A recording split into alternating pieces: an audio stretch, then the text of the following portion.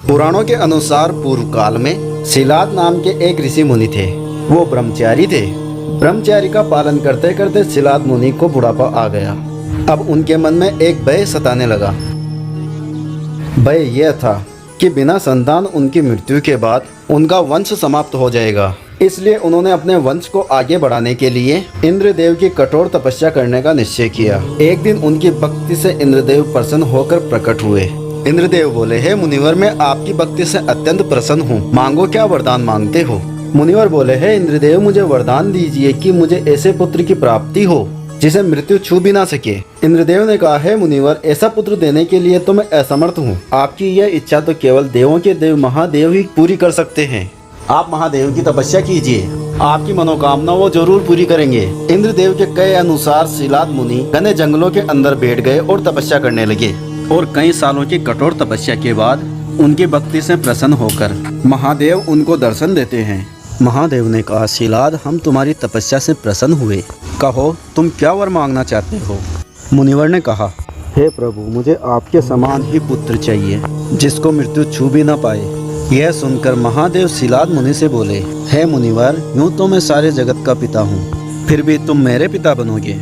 मैं तुम्हारा अयोनिज पुत्र होऊंगा तथा मेरा नाम नंदी होगा। इसके बाद महादेव अंतर्ध्यान हो गए। फिर मुनि भी खुशी खुशी अपनी कुटिया में चले गए। कुछ दिनों बाद मुनिवर भगवान शंकर के नाम से यज्ञ कर रहे थे। उसी यज्ञ कुंड से एक बालक उत्पन्न हुआ। उस बालक का मुख बेहद ही मनमोहक और लुभावना था। मुनिवर कहते हैं, कितना मनमोहक और सुंदर अंश है मेरे शिव का। अब तो ऋषि शिलाद की प्रसन्नता का कोई ठिकाना नहीं था। वह उसे अपने साथ घर ले आए और उसका लालन पालन करने लगे। देखते ही देखते नंदी बड़ा हो गया। 5 साल का होते ही नंदी को मुनि ने सभी शास्त्रों और वेदों का अध्ययन करवाया। और जब वह 7 वर्ष का हुआ, एक दिन शिलाद मुनि के घर मित और वरुण नाम के 2 सन्यासी आए। मुनि शिलाद की आज्ञा से नंदी ने दोनों सन्यासी का खूब आदर सत्कार किया, उन्हें भोजन कराया। नंदी ने सन्यासी से कहा, खाइए मुनिवर, खाइए। अगर आपको किसी और चीज की जरूरत है तो मुझे बताइए। सन्यासी ने कहा, नहीं नहीं, हमारा पेट भर गया, हमें कुछ और नहीं चाहिए। आपका बहुत बहुत शुक्रिया। ऋषि शिलाद के घर से मिली इन सेवा भाव से दोनों सन्यासी अत्यधिक प्रसन्न हुए। जाने से पहले दोनों सन्यासी ने शिलाद मुनि को लंबी उम्र और खुशहाल जीवन का आशीर्वाद दिया और नंदी को बिना आशीर्वाद दिए ही जाने लगे। मुनि शिलाद ने कहा, अगर आप बुरा न माने तो मैं ये जान सकता हूँ, आपने मुझ बूढ़े को तो आशीर्वाद दिया लेकिन मेरे बेटे को नहीं दिया। तब सन्यासी ने बताया, हमें ये बात बताकर बहुत ही दुख हो रहा है, लेकिन सच तो यह है कि नंदी अल्पायु है, अर्थात उसकी आयु बहुत कम है। दूसरे सन्यासी ने कहा, हाँ मुनिवर, उसके पास केवल 1 वर्ष का ही समय है। आपके इस पुत्र की आयु बहुत कम है, इसलिए हमने इसे कोई आशीर्वाद नहीं दिया। उन दोनों सन्यासियों की बातें सुनकर शिलाद मुनि घर के अंदर जाकर नंदी को गले लगाकर फूट फूट कर रोने लगते हैं। तब नंदी अनजान बनते हुए उनसे पूछते हैं, पिताश्री, आपको कौन सा दुख आ पड़ा जो आपका शरीर इस तरह कांप रहा है और आप फूट फूट कर रो रहे हैं। तब मुनिवर कहते हैं, पुत्र, सन्यासियों ने बताया कि तुम अल्पायु हो और इस बात से मैं बेहद दुखी हूँ। तुम ही बताओ मेरा दुख कैसे दूर होगा।